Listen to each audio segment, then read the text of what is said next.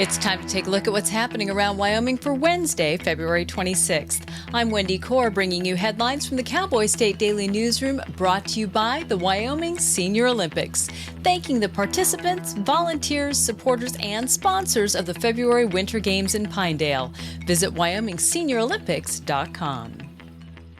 Members of the Wyoming House and Senate were unable to come to an agreement about property tax relief Tuesday morning, throwing into doubt the future of a 50% tax cut, the biggest property tax bill of the 2025 session.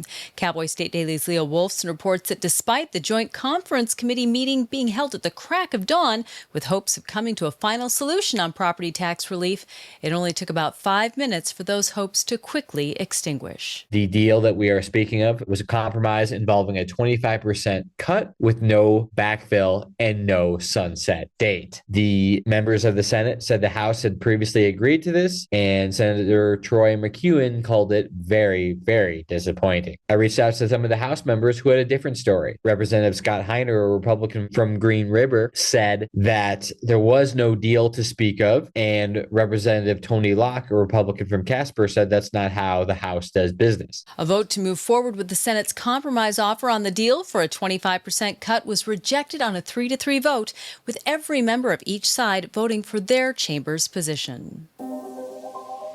The tiny outpost of Aladdin in northeast Wyoming is home to the state's oldest general store, which has also served as a local post office since 1898, but no more. The U.S. Postal Service has discontinued its contract with the Aladdin General Store, a change that is tied, somewhat ironically, to efforts by the store's new owner to preserve this historic treasure. That's according to business reporter Renee Jean. The General Store, which is Wyoming's oldest continuous operating general store, has always been Aladdin's post office, but no more. Trent Tope came along, and he grew up shopping at the General Store as a kid, and he wanted to preserve it.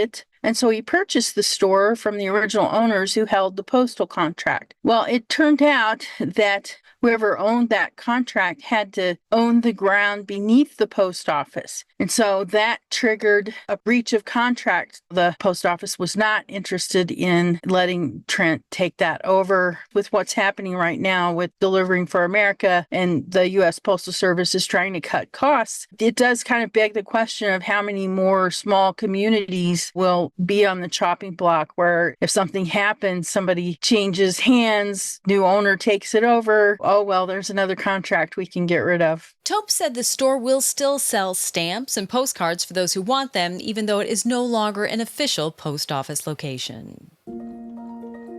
Several iPhone users on Tuesday learned that when they tried to voice dictate the word racist into their phones, the word Trump flashed in its place momentarily. Cowboy State Daily reporter Claire McFarland said she didn't observe the phenomenon on her older iPhone, although other reporters with newer phones did. She spoke with Wyoming Senator Cynthia Lummis, who was outraged that such a glitch could slip into the iPhone software, and pointed toward partisan involvement. So you're audio dictating a text to someone or a note. You're dictating. If you say the word racist, the word Trump flashes in its place momentarily. That indicates maybe the iPhone is really more strongly linking Trump and racist right now. It might not be a prank. It's some of these pattern learning algorithms. They're relying on patterns. So if a lot of people are claiming Trump is racist, the algorithm could be learning from the connection between those two words. Apple vowed to fix the issue, saying they are aware of an issue with the speech recognition model that powers dictation, and they are rolling out a fix. A neighborhood feud turned into a scene from Mad Max when a Montana man transformed his truck into a firebomb on wheels and sent it crashing into a neighbor's house in 2023. In dramatic home security video shot the morning of November 10th, 2023, Paul Ailport is seen speeding across his neighbor's lawn in Pablo, Montana, in a pickup he turned into a firebomb and shooting off fireworks. Cowboy State Daily's David Madison reports that Ailport was sentenced earlier this month to 110 years in prison for attempted murder. It's not uncommon for neighbors to have disputes, right? What is uncommon is for your neighbor to get so upset with you that he turns his 3/4-ton pickup into a fiery rocket on wheels with gasoline and propane and fireworks and a 13-foot steel beam on top. There's video of him shooting across his yard and crashing into this poor guy's house. Well, that steel beam, as intended, shot into the house, nearly hit a young woman who was about to step into the shower and kill her. Mr. Airport was pulled from the burning wreckage by the homeowner, and he was then charged with attempted homicide. Ailport's neighbors told Cowboy State Daily that the man terrorized their little neighborhood for 18 months. The neighbors and Ailport's family blame methamphetamine for Paul's descent into psychosis and paranoia. Those involved in this bizarre saga complain about gaps in law enforcement protection and the mental health system big enough to drive Ailport's flaming truck through. And now let's take a look at today's weather with Cowboy State Daily meteorologist Don Day. Well, the good news, wind today will not be as much of a factor as a cold front that came through late yesterday and last night will settle the air down a little. It's still going to be windy in spots, and it's going to be a good 10, 20 degrees cooler in parts of Wyoming. Temperatures in most areas will be 30s and 40s. Do expect a little bit of a colder night tonight, but temperatures go right back up again, and some nice spring-like weather will be found for Thursday, for Friday, and for Saturday. Temperatures will be pretty mild. We'll have some windy areas, but we really don't expect much in the way of any precipitation. We are anticipating, though, the weather to begin to change.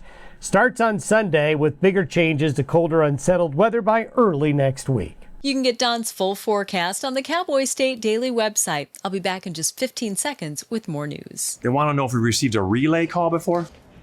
Yes, go ahead. We need to have a party catered. When you receive a relay call, someone who is deaf, hard of hearing, deafblind, or has a speech disability is calling you. It could be the most important call of the day.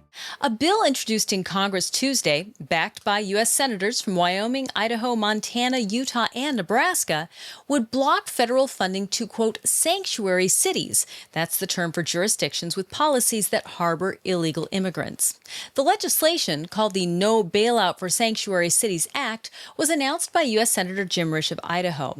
Cowboy State Daily's Sean Berry reports that the bill follows an executive order signed last week by President Donald Trump, which actually goes further. The Senate bill sets out what a sanctuary city is and cuts off funding to illegal immigrants in that sanctuary city, but not all federal funding, just the federal funding pertaining to the illegal immigrants. Trump's executive order goes much, much further. It does actually talk about sanctuary cities, but it cuts off funding for illegal immigrants, period. And there's more to it than that, and it does go into sanctuary cities to some extent. But as I understand it, the Senate legislation introduced today would only apply to funding for illegal immigrants within an officially labeled sanctuary city. Senate Majority Whip John Barrasso is not yet an official co-sponsor, but told Cowboy State Daily that he backs the bill. He also said he supports an executive order signed last week by President Donald Trump to block federal agencies and programs from providing taxpayer-funded services to illegal immigrants. People in concealed carry and tactical firearms classes are full of questions, including asking whether they can use their weapons to shoot and kill vicious dogs. The short answer is yes. Drawing a concealed firearm to shoot a dog that's about to maul you or your child is essentially no different than any other self-defense scenario. But Cowboy State Daily's Mark Hines reports that past that, as with any situation involving use of a firearm, things can get complicated. We have had a couple of pretty terrible dog attacks in Wyoming in recent years, including a 2022 incident where a woman on the Wind River Indian Reservation was actually killed by dogs. And so that raises a question, can you legally use your firearm to defend yourself against a dog? Yes, you can, but of course, especially if you're in town, there's going to be complicating factors, like were you absolutely out of options? You had no choice but to shoot. And if you did shoot in discharging your weapon, did you put any people in danger? On rural properties, landowners are within their rights to shoot a loose dog that's attacking their livestock or poultry, even if it isn't going after people. Well, building power lines means negotiating with a string of landowners. In Wyoming, it only takes one property owner to slow down or stop the march of power lines across the landscape.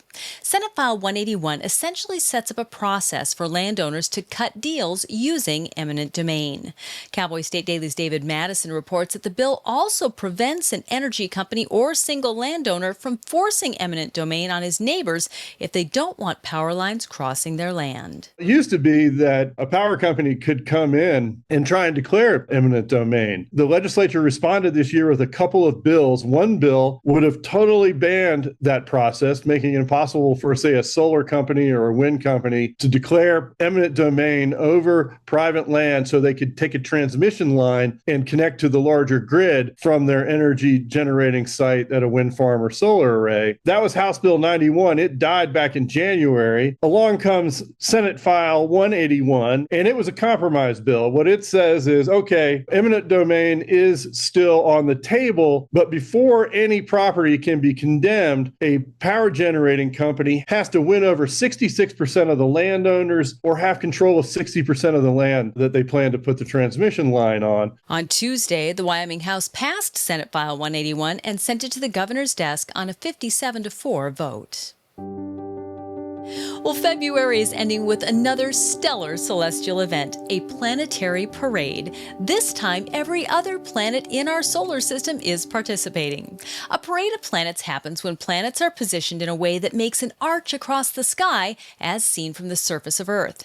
Cowboy State Daily's Andrew Rossi reports that at sunset Friday, all 7 planets will be arching across the sky in an alignment that won't happen again for another 144 years. Just after sunset on February 28th, we'll have all 7 planets that we can see from Earth visible in the arc of the sky. Now, some are going to be more visible than others just because of the remaining light in the sky and the fact that planets like Uranus and Neptune are just difficult to see regardless of what time of year it is or what kind of events going on. But they will all be out there. And if you want to see the 8th planet, all you have to do is look down because we're on Earth and we'll be in our own sense of alignment with everything else in the sky that night. This great alignment, one with all other planets in the solar system, is the most rare. Mercury missed January's planet parade, which was a large alignment of 6 planets.